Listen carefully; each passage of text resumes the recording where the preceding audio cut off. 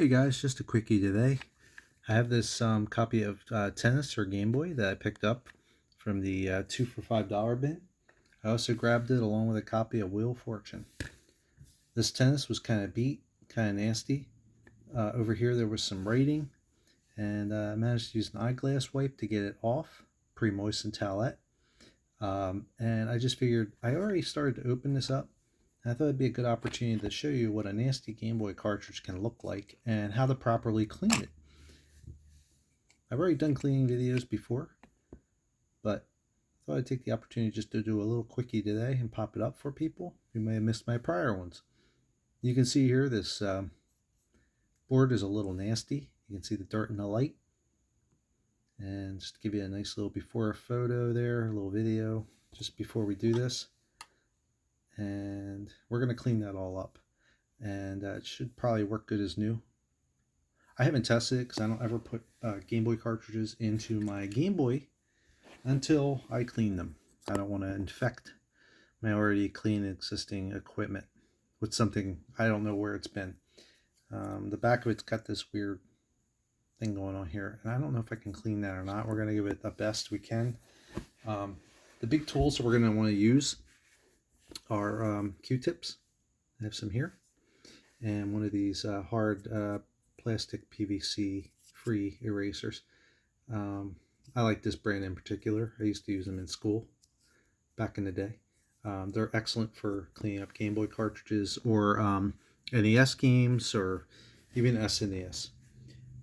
Besides that, we're going to use a little isopropyl alcohol. 90% or more would be the best to use. And we're just going to first take a Q-tip here, and we're going to put some isopropyl on it.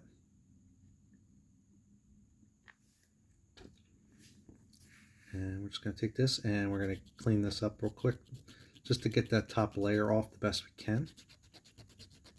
It may be hard to tell immediately right now, but you can see it's already getting a little gross and dirty and black as we're running across here.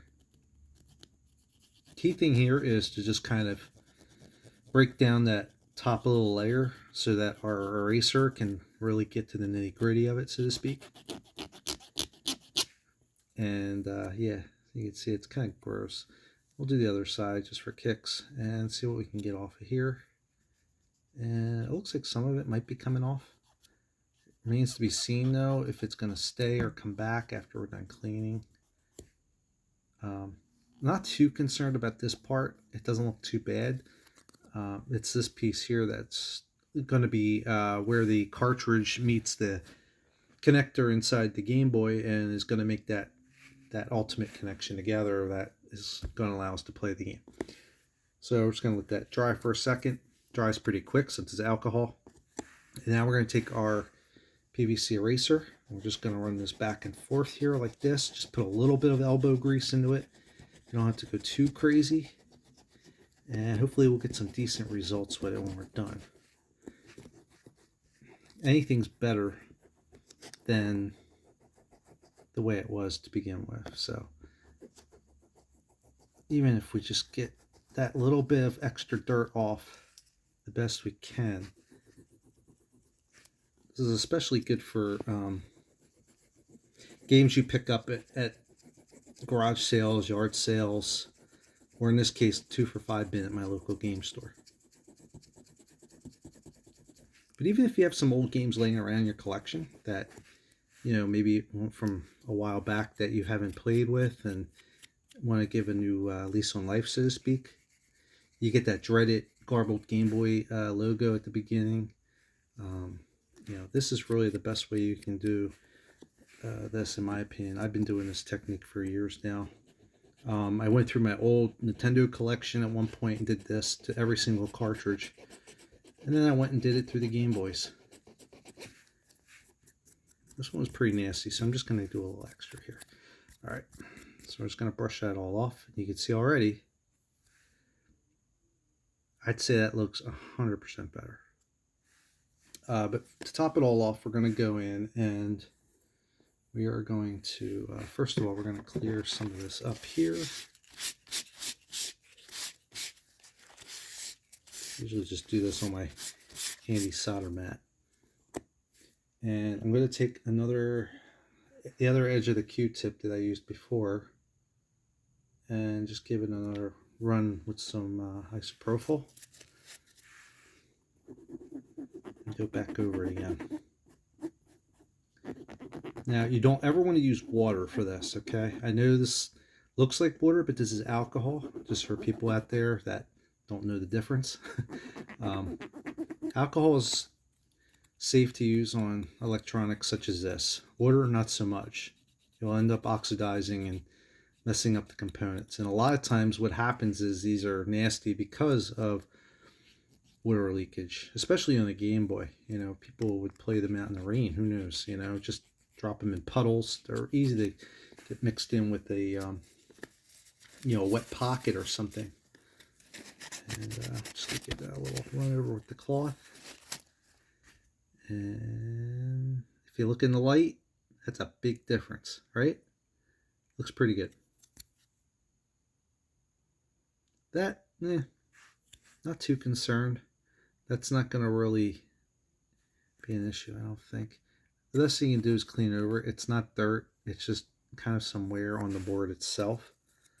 Like I said, this is the part right here that's going to be making that contact with the Game Boy itself and allow you to play the game. Because if this is dirty, this is the part that's going to mess up everything and in terms of booting the game itself. All right.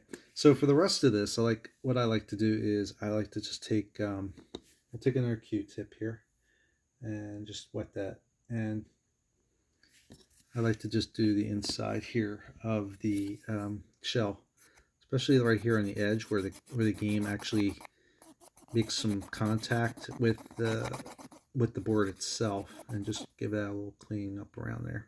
You can actually see the markings from the board itself will kind of show up. You can see that right there, the little lines. And yeah, so I'm just gonna do this. Really, the best thing you can do from this standpoint is you can take some Windex and you can just kind of wipe it down even. I use some glass cleaner, and I'll just lightly wipe it around the shell. Really, the best thing to do is to stay away. Just do around the outside of the label. I really don't like to touch the label too much, or get in contact with it very minimally, because you don't want to strip this or wear down the actual artwork. And you can see where it's silver, you can see where it's green here.